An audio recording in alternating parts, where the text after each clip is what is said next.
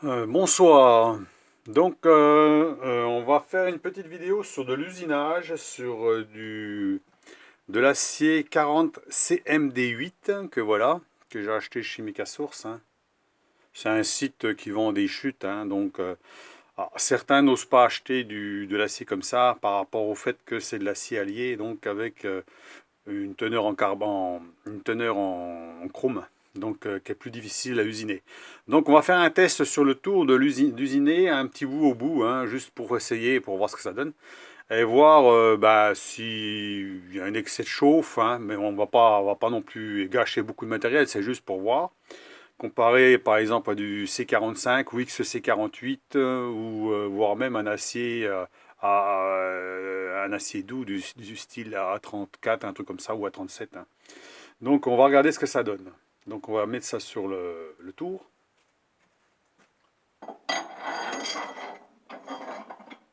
Voilà.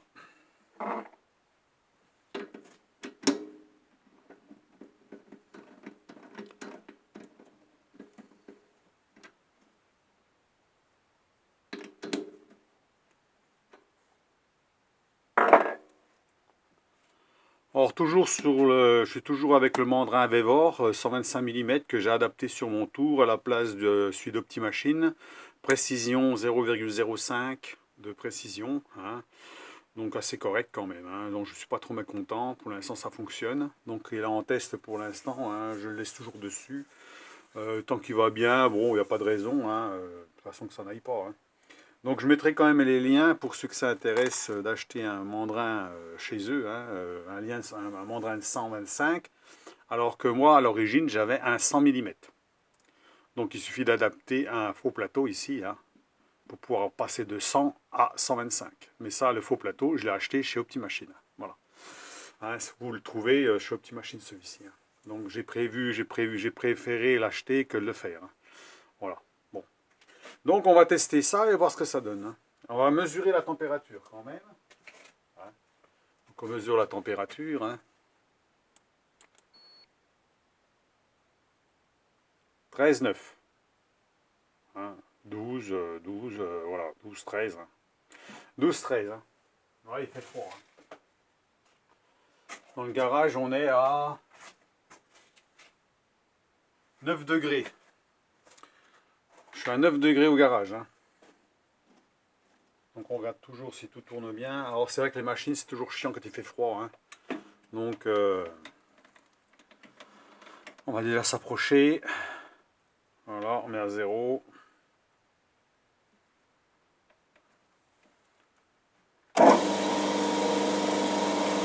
Tangente. Voilà, 0. Donc là c'est tangenté. Maintenant on va faire des passes successives et on va regarder l'échauffement en même temps. Ouais, déjà 0,5 par 0,5, hein.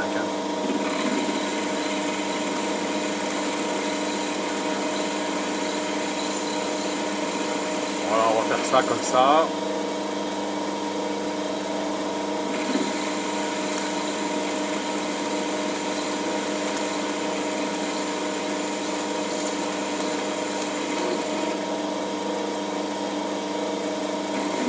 Bon, ça s'usine pas si mal que ça, hein. C'est un peu plus dur que l'acier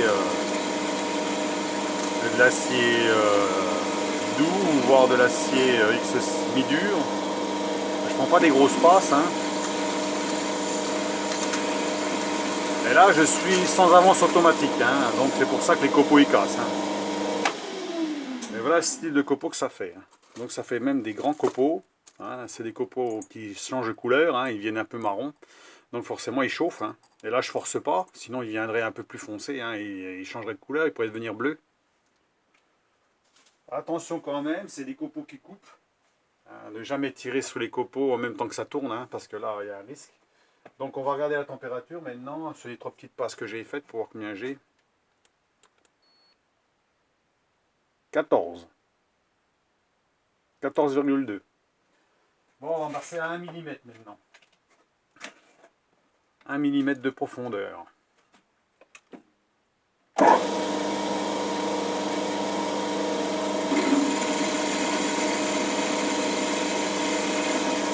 C'est déjà beaucoup plus dur, hein.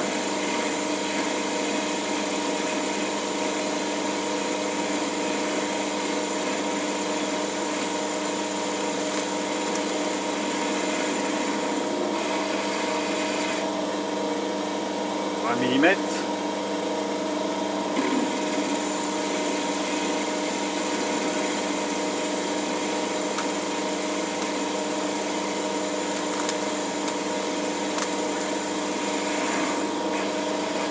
Voilà.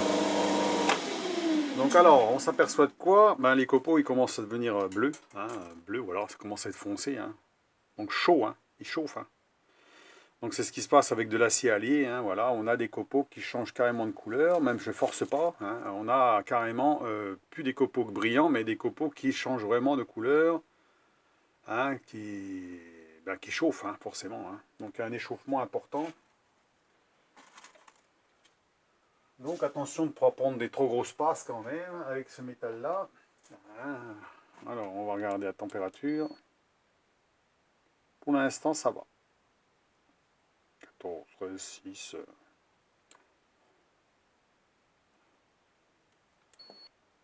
Parce qu'on voit vraiment bien avec ce truc-là. 17. 16, 17. À mon avis, il y en a plus que ça. Hein. Je sais pas si ça marche bien ça. Parce que ça enregistre une zone. Hein. Donc je dirais 17, 18 au mieux de 10 degrés au départ. Bon voilà, j'ai fait quelques petites passes, donc c'est sûr qu'on sent la chaleur, hein, ça chauffe. Hein. Moi je dirais qu'il y a plus de 17, hein, parce que là, je sens bien la chaleur. Donc on ne sait pas si... faudrait peut-être que je sorte la barre.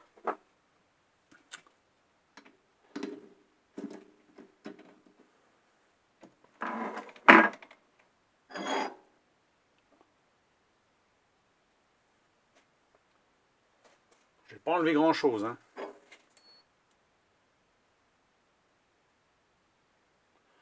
Je sais pas si on peut mesurer vraiment le bout d'une petite barre comme ça. Parce que moi il me donne 13 degrés, alors, tout à l'heure c'est 17. Hein, sachant que au bout des doigts là j'ai 14 degrés. Hein, puis là j'ai 17 degrés, donc il est plus chaud que mes doigts. Hein. Donc voilà ce qu'on peut dire, donc ça s'usine pas trop mal, mais bon, faut pas être trop gourmand dans les passes, hein, forcément, on a un acier qui est quand même assez dur, hein, c'est de l'acier dur, hein, donc faut utiliser des bonnes plaquettes, hein, le plus possible, pas des plaquettes de trop bon marché, parce que bon, sinon ils vont pas durer longtemps. Si on peut, c'est refroidir, hein, c'est refroidir quand on fait de l'usinage. Là, c'est rien du tout. Hein. S'il faut passer, vous avez un diamètre de 40, voire plus, puis il faut réduire à 20, avec le nombre de passes qu'il va y avoir, je pense que le bout de ferraille va devenir très très chaud si on n'arrose pas en permanence. Hein. Donc si vous voulez des codes précises à la fin, eh ben, ça va être compliqué parce que le bout de ferraille il va rester chaud très très longtemps. Donc voilà. Donc j'avais discuté avec un de mes abonnés là justement parce qu'il en a acheté, il a acheté de cet acier là, puis il voulait savoir si ça s'usinait bien. Oui, ça s'usine bien. Il n'y a pas de problème, hein, on arrive bien à usiner, mais ça n'a rien à voir quand même avec de l'acier doux. Hein. L'acier doux chauffe moins fort, est plus facile à usiner, on peut prendre des passes un peu plus grosses, donc il n'y a pas de souci. Hein. Là, moi, 1 millimètre, ce sera la limite, hein, quand même. Hein. Je ne prendrai pas plus, hein, sous peine d'avoir des soucis. Le tour, quand même, n'est pas prévu pour prendre des 2 millimètres par 2 millimètres. Hein. Non, là-dessus, non, il faut mieux éviter. Donc voilà pour le petit test pour ceux qui veulent acheter cet acier. Hein. Donc je répète, c'est de l'acier 40 CMD8. Donc c'est un acier au chrome. Hein.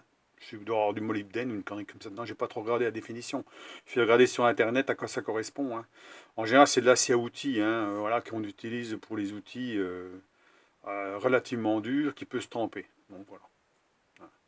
Donc la finition est plutôt bonne. Même si je l'ai fait à la main sans avance automatique, on voit quand même que le bout est propre. Hein, voilà, ça brille bien en général. Hein, ce genre d'acier-là, il n'y a pas de souci. Hein. Sachant que ma plaquette n'est pas neuve. Hein, celle-là, ça fait longtemps que je l'utilise. Hein, donc c'est toujours la même. Hein, et puis ça coupe quand même relativement bien. Donc voilà. Donc c'était pour parler de cet acier. Hein.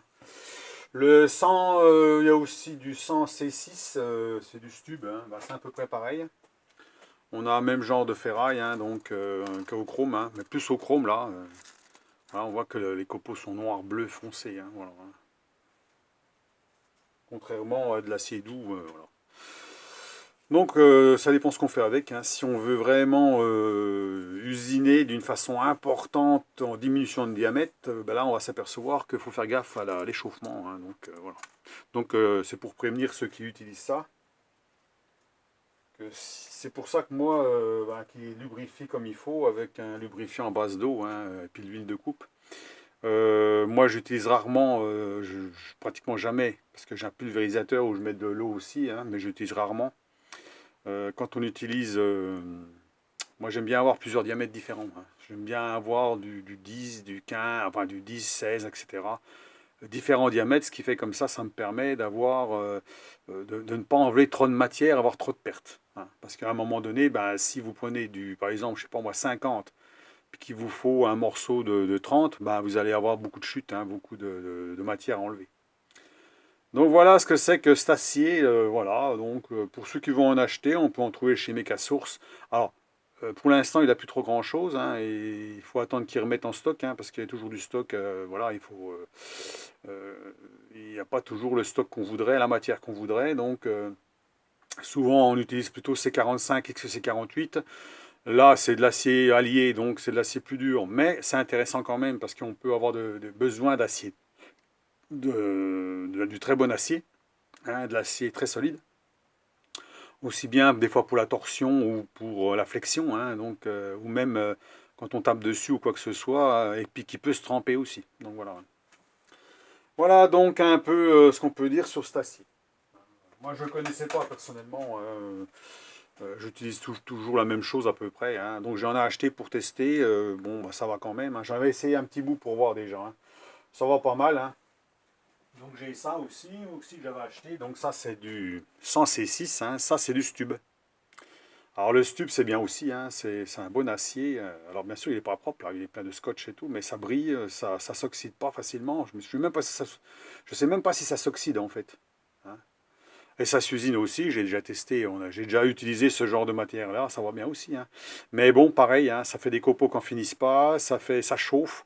Donc attention quand vous prenez des cotes finales, que l'acier soit refroidi, hein, parce que sinon bah, vous allez avoir une fausse, une erreur à la sortie, hein.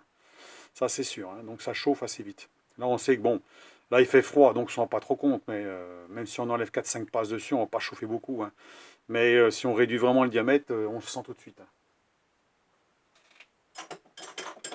Voilà, donc bah sinon il y avait des plaques d'alu, j'avais acheté des plaques d'alu, hein, dans ce style-là, en promotion. C'est des grosses plaques d'alu, hein, en 2 cm d'épaisseur, c'est du costaud, hein.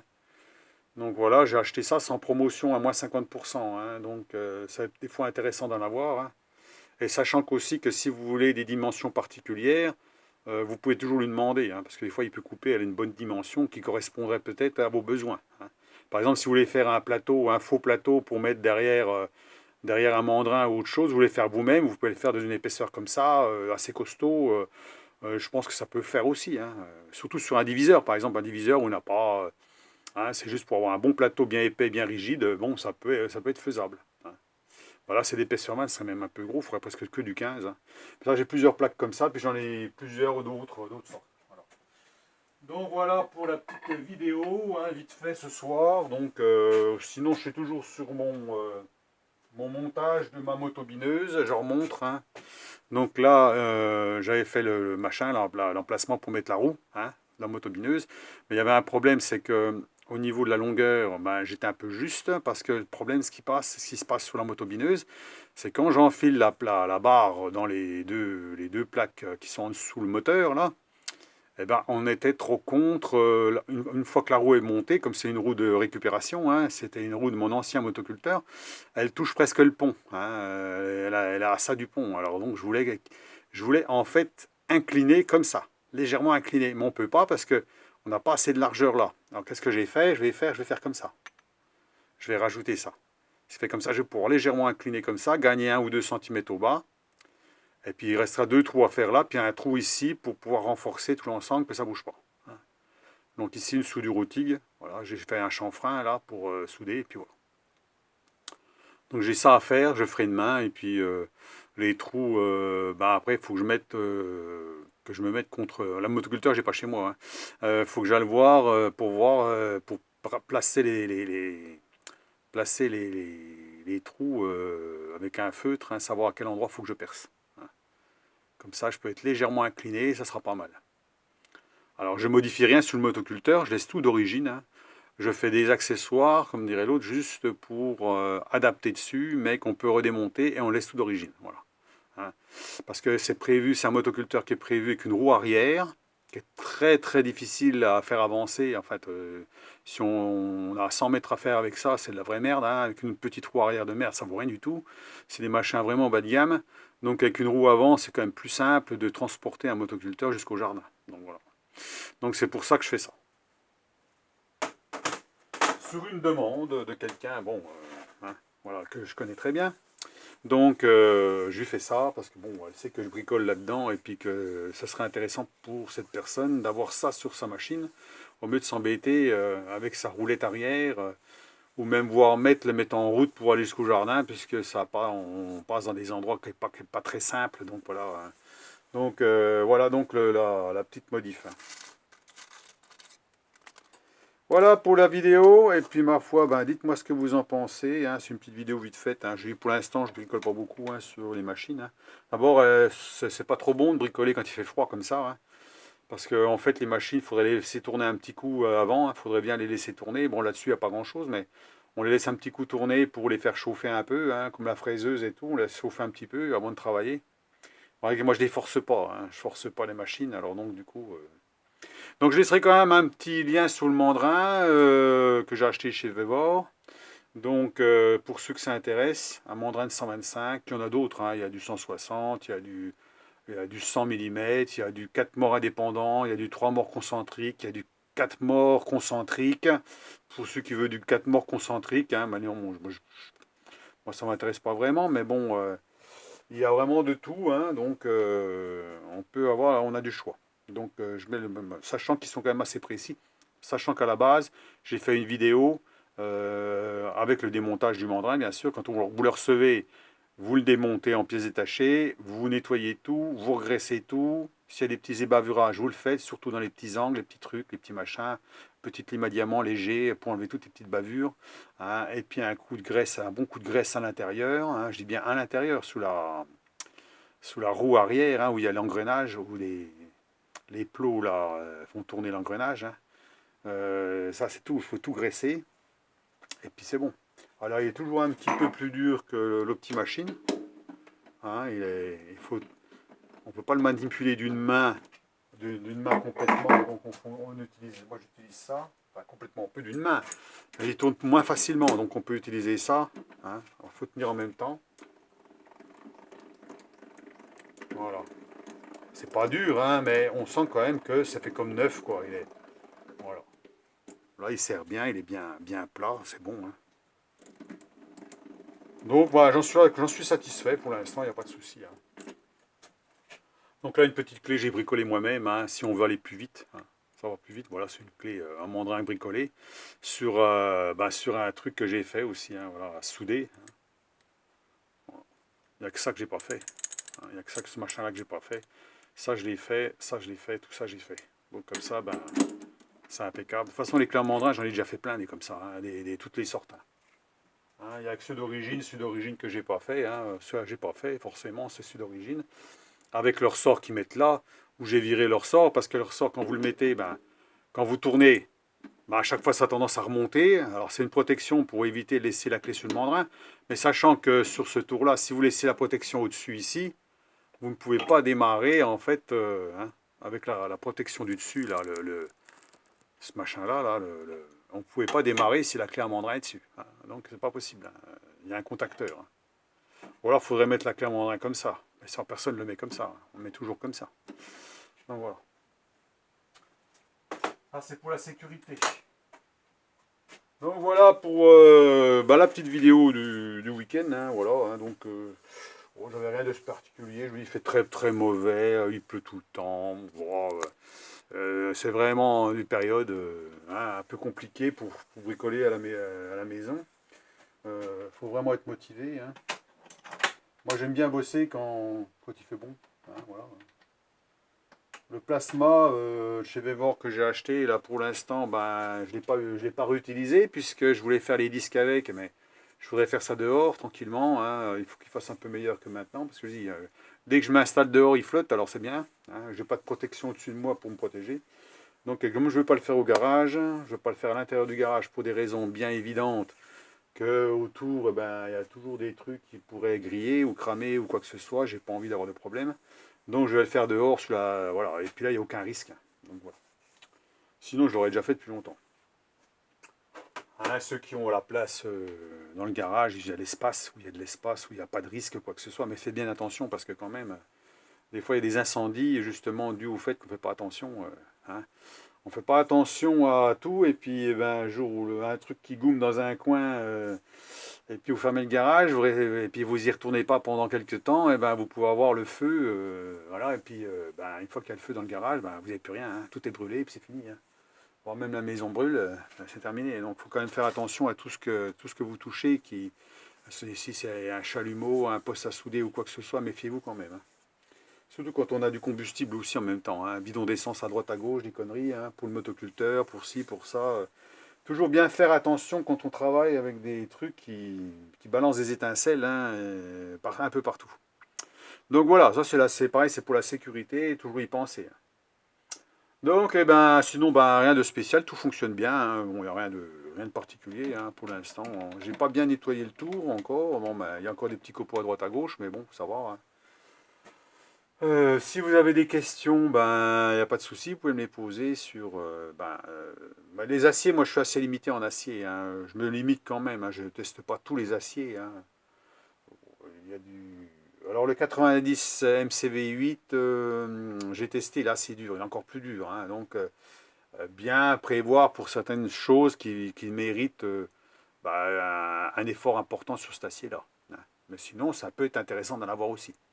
Donc voilà, par comparer à de l'acier doux, où par exemple vous faites une clé de vidange sur de l'acier doux, vous risquez de tordre la clé de vidange. Hein. Si le bouchon est bien serré, vous tordez la clé de vidange. Hein. Par contre, si vous le faites avec un 40, un acier comme j'ai usiné là, dans cet acier-là, 40 CDM8 là, hein, CMD8, ben celui-là il ne tordera pas. Sans spécialement le tremper. Puis si vous le trempez, vous pouvez faire un revenu dessus pour l'attendrir légèrement, enfin réduire un peu la dureté, pour pas que ça casse. En général, c'est ce que je fais. Hein. Quand je fais une petite trempe, ça dépend ce qu'on fait. Hein. Si on fait un pointeau, on va pas le faire, on fait pas de revenu. Hein. Je le chauffe, je le trempe, puis c'est fini. Hein. Par contre, quand on fait des pièces comme mon tourne à gauche que j'ai fait, tout ça, je le chauffe au rouge, je le trempe dans l'huile, et ensuite, on le nettoie, on enlève toute la partie noire qui est dessus et tout. On le rechauffe jusqu'à quand il bleuit légèrement, commence à bleuir. Hein. Et quand il commence à bleuir, on le laisse refroidir à l'air. Ce qui fait comme ça, il est moins dur. Voilà, il est moins dur et moins cassant. Donc c'est la solution. Hein. On peut le mettre dans un four puis le laisser tourner 1 heure. Hein. Mais bon, je préfère le faire chauffer au chalumeau légèrement. Alors, vous voyez, il commence à passer au jaune. Hein. Après, il commence à bleuir. En général, c'est un bleu foncé. Quand il commence à bleuir, le bleu foncé arrive, vous arrêtez. Hein. C'est qu'on a une température suffisante pour éviter la casse due au trempage trop fort. Hein, voilà. Bon, ça, il y en a qui connaissent. Hein. Bon, maintenant, c'est comme ça. Hein. Bon, c'est ce que je fais sur certaines choses, mais pas pour tout. Hein. Voilà. Souvent, des fois, je trempe, mais pas assez. C'est pas assez trempé à cœur. Donc, c'est trempé en surface, mais pas à cœur. Hein. Parce que la pièce est trop grosse, donc vous chauffez beaucoup l'extérieur, uniformément, mais le milieu n'est pas assez chaud. Donc, ce qui fait que le milieu n'est pas trempé comme il faut. Par contre, l'extérieur est trempé comme il faut. Ce qui fait que ça casse pas non plus. Voilà. Il y a ça aussi, tout dépend de la vitesse où on trempe. Hein. Quand je prends le chalumeau, ça chauffe très très fort. Donc vous pouvez chauffer tout le tour de la pièce, mais pas forcément le milieu comme il faut. Le milieu, ça ne va jamais vraiment tremper. Hein.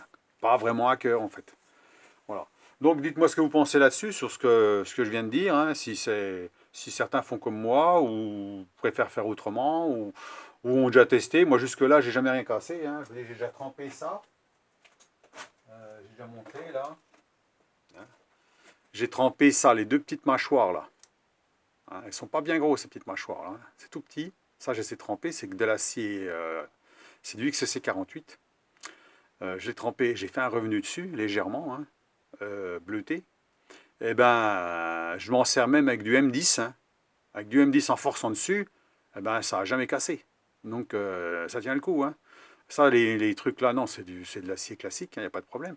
Mais ça, tout ce que je trempe, je fais comme ça, et ben voilà, ça bouge pas. Et pourtant, c'est tout fin, hein. On voit que c'est quand même, il n'y a pas beaucoup d'épaisseur de ma. Si c'était vraiment trempé trop fort, je pense que ça pourrait casser, hein. Et il pourrait y avoir une cassure, parce qu'il y a vraiment très peu de matière, hein, au niveau des vis et tout. Donc, c'est pour ça que la trempe, sur des petites pièces, c'est facile. Puis bien d'autres choses, hein. Bien d'autres choses que j'ai déjà trempées, hein. Mais bon, en général, si la matière est déjà suffisamment dure, si vous prenez de l'acier déjà dur, et puis genre acier allié, et puis que vous n'avez pas besoin de le tremper parce que c'est suffisamment solide, bah c'est pas la peine de tremper, ça sert à rien, hein. Après voilà, du moment que ça résiste, hein, à la torsion, à ce que vous avez employé, à comment vous allez l'employer, puis c'est bon quoi. Donc, eh ben, je vous laisse là-dessus, ce coup-là, à cause des... Voilà, parce que là, je discute, hein, et puis bon, c'était pour montrer quand même qu'on peut usiner des aciers alliés sans problème, hein. Bon, le seul truc, c'est que vaut mieux arroser avec une huile à base d'eau et puis d'huile miscible, hein, dans l'eau, une lubrification permanente pour éviter un échauffement trop important si vous voulez avoir des codes précises à la sortie, hein. Parce que sinon, il faut attendre. Et si le morceau de ferraille est gros, ben, vous pouvez attendre longtemps, hein. Parce que là, ça va mettre du temps avant de refroidir, hein. Et puis là, ben, les centièmes, pour arriver au centième, ben, ça va être difficile. Donc voilà. Donc alors, c'est tout ce que je voulais dire là-dessus, hein. Voilà. Donc, si vous avez des questions, autrement, il n'y a pas de problème, hein. Donc demain, je fais mes petites soudures. Enfin, je vais faire seulement 4 points en fait, hein. Je vais faire 4 points sur ça.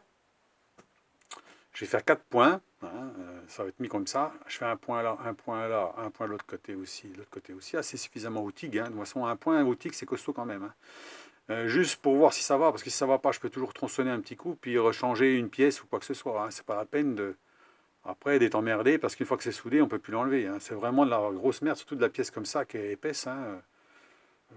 J'ai déjà essayé de tronçonner quand c'était soudé, bah, ça pénètre assez profond quand même, alors surtout quand on soude avec des ampérages importants. Donc il faut quand même mieux prévoir d'essayer avant de faire le montage complet. Voilà ce que je voulais dire. Donc, eh ben, ma foi, je vous laisse à vos commentaires. Je vous souhaite un bon week-end à tout le monde, hein. Faites-vous plaisir, bricolez, allez vous promener, je sais pas. Là, et la semaine prochaine, ils annoncent un radoucissement, ça va bien tomber, hein. Je vais pouvoir faire des petits trucs dehors, parce qu'il y en a marre, hein. La pluie, c'est bien, ça va 5 minutes, hein. On a vraiment une année, une fin d'année un peu pourrie quand même, hein. Donc, voilà ce que je peux dire là-dessus, hein, ma foi. Allez, bonne soirée. Allez, à plus. Au revoir.